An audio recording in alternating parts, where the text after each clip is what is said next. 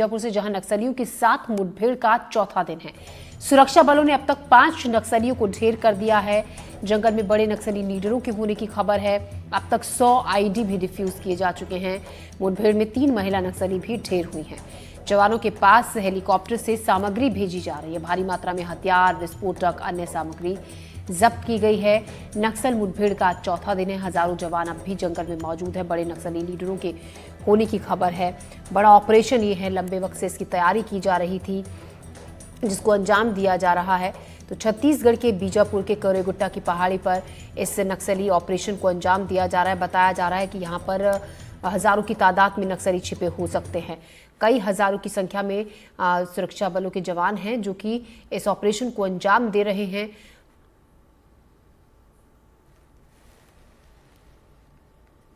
नीरज तिवारी इस खबर पर ज्यादा जानकारी के साथ हमारे संवाददाता बीजापुर से हमारे साथ जुड़ रहे हैं। नीरज, लगातार एक्शन में है सुरक्षा बल के जवान और नक्सलियों के तमाम उन ठिकानों पर जारी फायरिंग लगातार जारी है। आज चौथा दिन है। फिलहाल क्या ताजा जानकारी है? अभी तक 5 नक्सलियों के मारे जाने की खबर है। जी बिल्कुल ज्योति, जिस तरह से लगातार जो है पुलिस का एक्शन चल रहा है और ये जो एक्शन है वो बड़ा एक्शन है, क्योंकि लंबे समय से इस एक्शन की इंतजार थी पुलिस को और वो हिड़मा की तलाश थी। और हिड़मा का लोकेशन हो सकता है निश्चित तौर पर उस इलाके में है, क्योंकि हिड़मा उसी इलाके में हमेशा सक्रिय रहा है। और बटालियन नंबर 1 के सामने जो है बहुत ही करो या मरो की स्थिति हो गई है, क्योंकि जवानों ने उन्हें जो है चारों तरफ से घेर लिया है।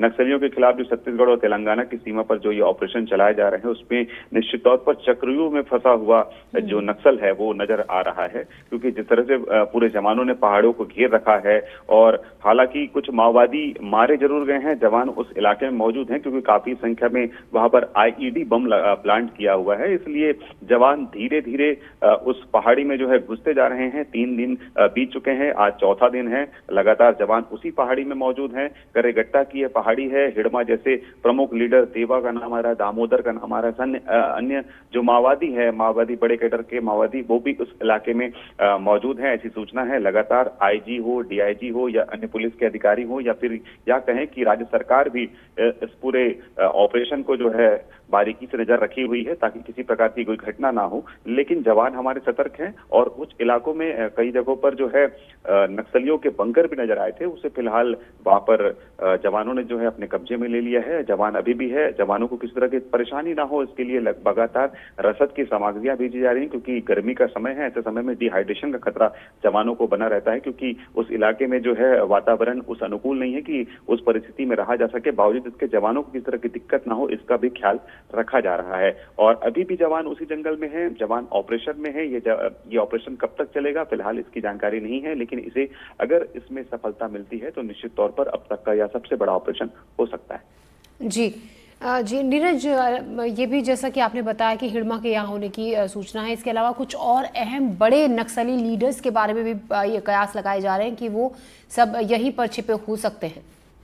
कि देखिए, हिड़मा को घेरने के लिए पहले भी कई ऑपरेशन चलाए जा चुके हैं, जिसमें कि नुकसान जवानों को हुआ था। लेकिन हालांकि ये पहली ऐसी खबर है कि इस बार किसी प्रकार के नुकसान की खबर फिलहाल वहां से बाहर निकलकर नहीं आई है।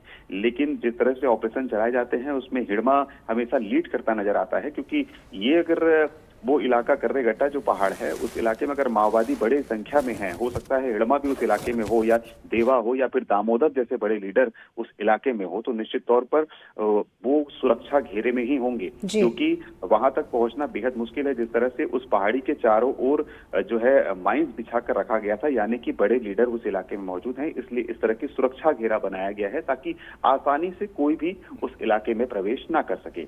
बावजूद इसके जवान अभी भी उस इलाके में हैं, क्योंकि जवानों को पता है कि नक्सली उस जो पहाड़ है उसके सेंटर में मौजूद हैं और उन तक पहुंचना बेहद कठिन है। इसलिए धीरे धीरे कदम बढ़ा रहे हैं, फूक फूक कर कदम रख रहे हैं।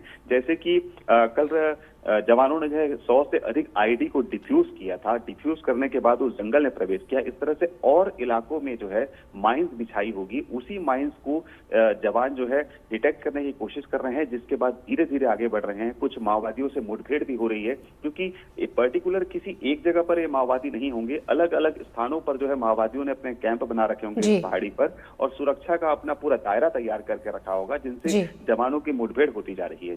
जी जी नीरज, शुक्रिया जानकारी के लिए आपका।